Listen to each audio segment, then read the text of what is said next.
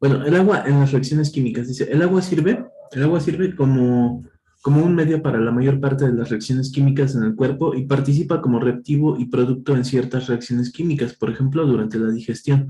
Las reacciones de descomposición, recordemos que descomposición quiere decir cuando se rompe una sustancia en otras sustancias más sencillas, rompen grandes moléculas de nutrientes en una molécula más pequeña, por agregado de moléculas de agua. Este tipo de reacción se denomina hidrólisis, es decir, aflojar o separar, romper mediante agua. Es decir, que hay enzimas que utilizan moléculas de agua para romper mediante ellas algunas sustancias más complejas. Las reacciones hidrolíticas permiten la absorción de los nutrientes durante la dieta. Bueno, durante la alimentación. La dieta quiere decir la alimentación. En cambio, cuando dos moléculas pequeñas se unen para formar una molécula más grande, se hace una reacción de síntesis por deshidratación, es decir, des, dice, quiere decir uno de los productos formados es una molécula de agua, ajá, es una reacción por deshidratación. O sea, por ejemplo, se quita un oxígeno y se quitan dos hidrógenos de una cierta molécula y con esos se forma una molécula de agua. Es una reacción de síntesis por deshidratación. Suena un poco raro, pero lo vamos a ver con más detalle cuando veamos, por ejemplo, la glucólisis y el metabolismo. Uno de los productos formados es una molécula de agua. Como se mencionará más adelante en este capítulo, estas reacciones se producen durante la síntesis de proteínas y otras moléculas grandes. Propiedades térmicas de la materia, del agua, perdón, propiedades térmicas del agua. En comparación con la mayor parte de las sustancias, el agua puede absorber o liberar una cantidad relativamente grande de calor con apenas un cambio en su temperatura. Ajá, el agua tiene esa capacidad de absorber calor y apenas modifica su temperatura. No es como el acero, por ejemplo, el hierro. El hierro absorbe calor y de inmediato aumenta su temperatura considerablemente. Lo puedes comprobar si pones un recipiente de hierro en el fuego, o sea, con agua. Ajá, una taza de hierro que contiene agua. Te vas a dar cuenta que se calienta muchísimo el hierro, en cambio el agua apenas si eleva su temperatura. Por este motivo se dice que el agua tiene una alta capacidad térmica. Esta propiedad se debe a la gran cantidad de enlaces de hidrógeno del agua, o sea que es decir, la mayor parte del calor que absorbe el agua se utiliza tan solo en estar rompiendo los enlaces de hidrógeno. Se pierde ahí la energía. No se pierde, porque la energía no se pierde, no se crea ni se destruye, pero sí se emplea en eso. Bien, a medida que el agua absorbe energía térmica, parte de la energía se utiliza para romper enlaces de hidrógeno. Entonces queda menos energía para aumentar el movimiento de las moléculas de agua. Es decir, que se utiliza poca de esa energía calorífica para aumentar la temperatura. La alta capacidad térmica del agua es el motivo por el cual se utiliza en los radiadores de los automóviles. Enfría el motor absorbiendo calor sin que su propia temperatura se eleve hasta un nivel alto. La gran cantidad de agua del cuerpo ejerce un efecto similar, reduce la repercusión de los cambios de temperatura ambiental, lo que ayuda a mantener la homeostasis, o sea, mantener la temperatura en niveles normales. El agua requiere una gran cantidad de calor para cambiar de estado líquido a estado gaseoso. Eso se llama calor de vaporización. Eso lo vamos a ver en física cuando veamos termodinámica. Y tiene un calor de vaporización bastante alto. A medida que el agua se evapora en la superficie de la piel, elimina una gran cantidad de calor, lo que representa un mecanismo de enfriamiento importante. Entonces, por eso está el sudor, por eso sudamos. Cuando tenemos mucho calor, el sudor permite que al evaporarse, con ello se lleva muchísimo calor. Agua como lubricante. El agua es un componente importante del moco y de otros líquidos lubricantes del cuerpo. La lubricación es esencialmente necesaria, por ejemplo, en el tórax, en las cavidades pleurales, o sea, de los pulmones, y pericárdica, o sea, del corazón, y el abdomen también, la cavidad peritoneal, que es decir, la cavidad donde está el intestino y el estómago, donde los órganos internos se tocan y se deslizan uno sobre otro. También es necesaria en las articulaciones, donde los huesos, los ligamentos y los tendones frotan entre sí. Es un lubricante excelente. Dentro del tubo digestivo, el moco y otras secreciones acuosas humedecen los alimentos, lo que ayuda a su tránsito a través del aparato digestivo.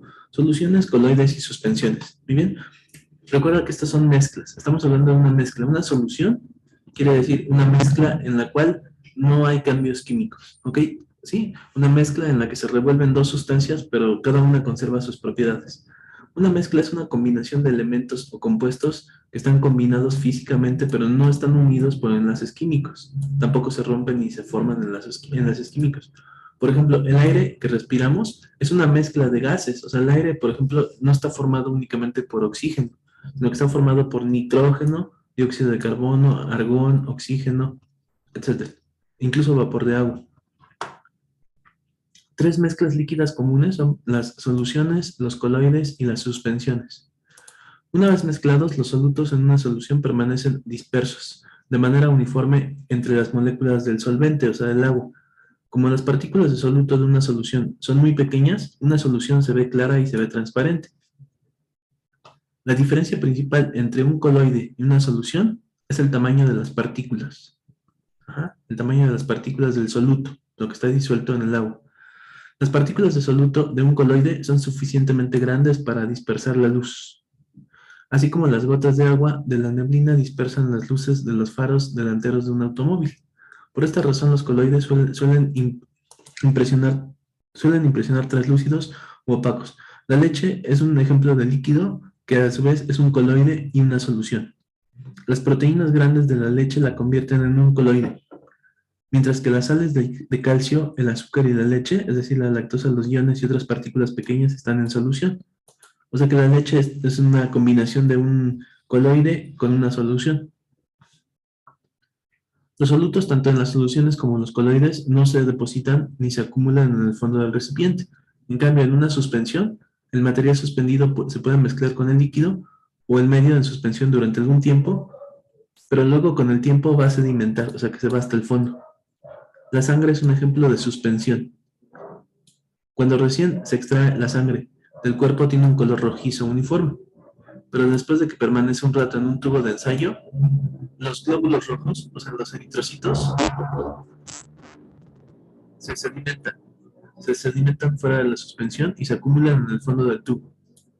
La capa superior, la porción líquida de la sangre, es de color amarillo pálido y se denomina plasma sanguíneo. El plasma sanguíneo es una solución de iones y otros solutos pequeños. Acuérdate, solución tiene partículas pequeñas. Un coloide, debido a la presencia de proteínas plasmáticas más grandes. O sea, el plasma al mismo tiempo, que igual que la leche, es un coloide por la presencia de proteínas que son muy grandes y es una solución por la presencia de iones y otros solutos más pequeños. La concentración de una solución se puede expresar en varias maneras. Por ejemplo, se puede utilizar un porcentaje. Se puede, por ejemplo, porcentaje de masa por volumen. Por ejemplo, se puede observar lo siguiente en una botella de vino. Dice, alcohol, 14% por volumen. Otra manera de expresar la concentración es en unidades. O sea, por ejemplo, moles sobre litro. Moles sobre litro. Eso lo vamos a ver después en física y en química, que relaciona una cantidad total de moléculas en un volumen dado de solución. Un mol es una cantidad de cualquier sustancia que tiene una masa en gramos que es igual a su masa atómica de todos sus átomos. Esto lo vamos a ver después con más detalle en física. Primero en física y luego en química. Por ejemplo, dice, un mol de un elemento cloro, es decir, que tiene una masa de 35 unidades de masa atómica, equivale a 35.45 gramos. Esto es un poquito difícil de entender al principio, pero si el átomo de cloro tiene una masa atómica de 35, vamos a ponerlo redondeado, entonces un mol de cloro sería 35 gramos de cloro. Un mol de solución de cloruro de sodio sería 58, ¿ok? Que es la suma de las dos masas atómicas del sodio y del cloro. Así como una docena significa 12 en algo, un mol de cualquier cosa tiene el mismo número de partículas que se llama el número de Avogadro. Esto lo vamos a ver con más detalle después, ¿de acuerdo? Nada más como una introducción a esta información. Por lo tanto, las mediciones de sustancias expresadas en moles informa acerca de la cantidad de átomos o iones de moléculas presentes. Esto es importante cuando se producen reacciones químicas, dado que cada reacción química requiere un cierto número fijo de átomos de elementos específicos. En el cuadro 2.3 se describe de esta manera de expresar las concentraciones. Vamos a ver el cuadro 2.3.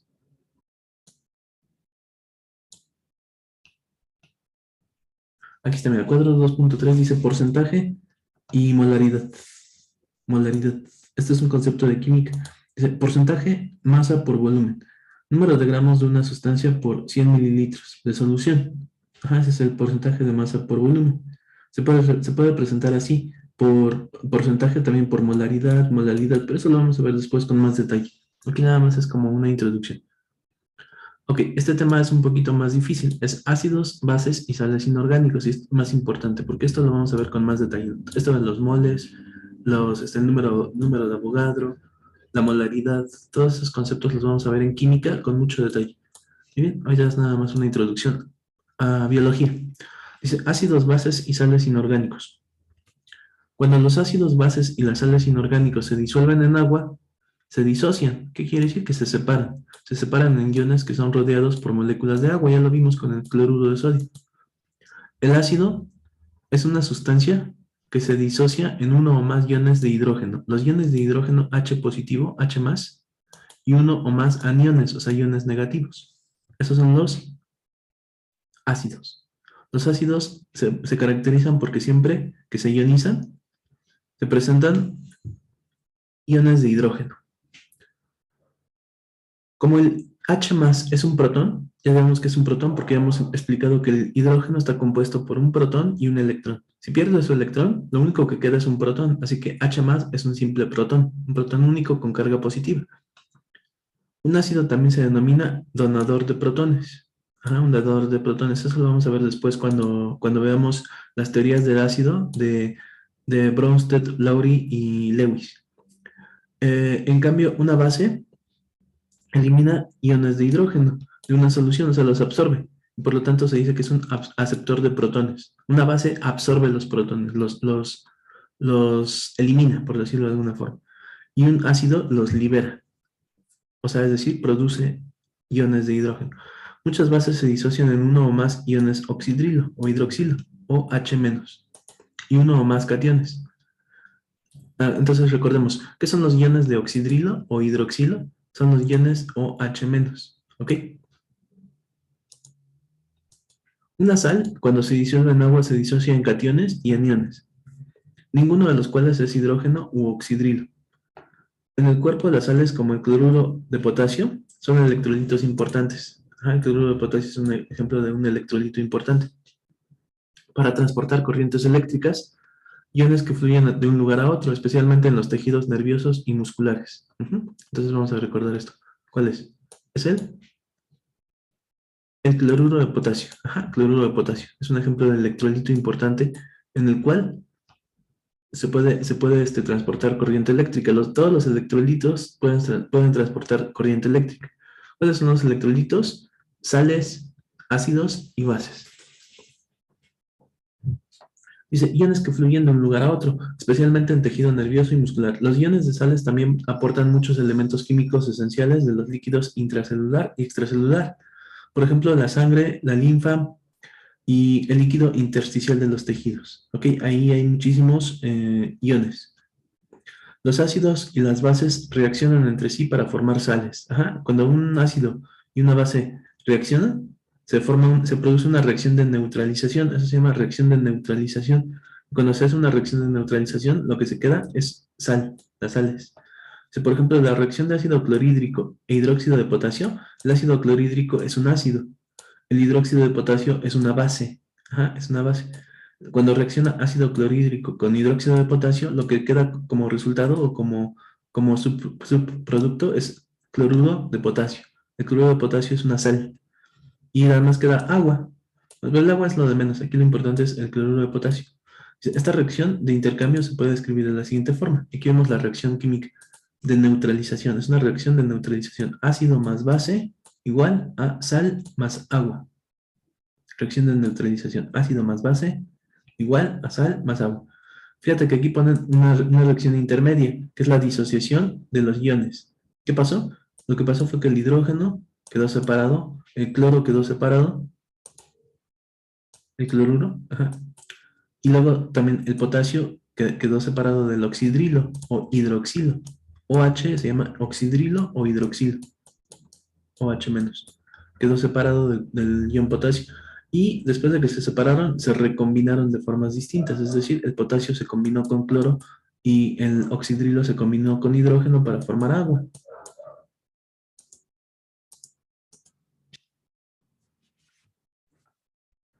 En esta figura dice disociación de ácidos inorgánicos, bases y sales.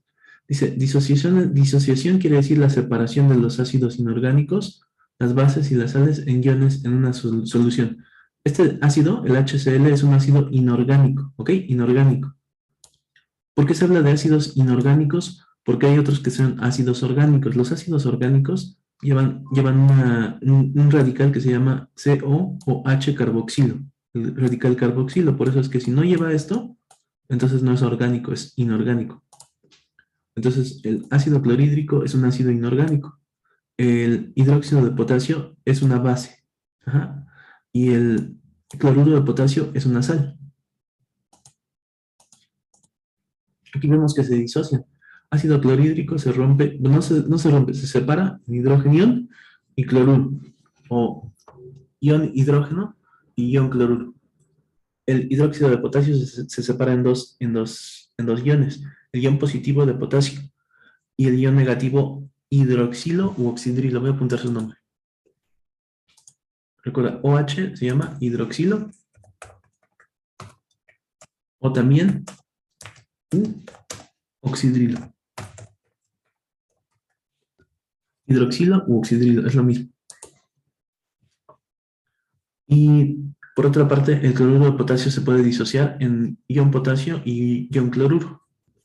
Te das cuenta que los negativos generalmente terminan en uro, ion cloruro. El compuesto carbonato de calcio, CaCO3, se disocia en un ion calcio, Ca2 más, y un ion carbonato, CO3 2 menos. ¿Es un ácido, una base o una sal? ¿Qué será? Como no produce iones hidrogenión H más, definitivamente no es un ácido. Como termina en ato, seguramente es una sal. Es un carbonato de calcio. Entonces la pregunta es, ¿qué será? ¿Es un ácido, una base o una sal? Luego dice, ¿cuál es el caso del H2SO4? Ese se llama ácido sulfúrico. De hecho, con el simple hecho de que produzca hidrogeniones, ya es un ácido. Y ahora viene el concepto de equilibrio ácido básico o pH potencial de hidrógeno. Uno de los conceptos más importantes, no solo de biología, sino también de química.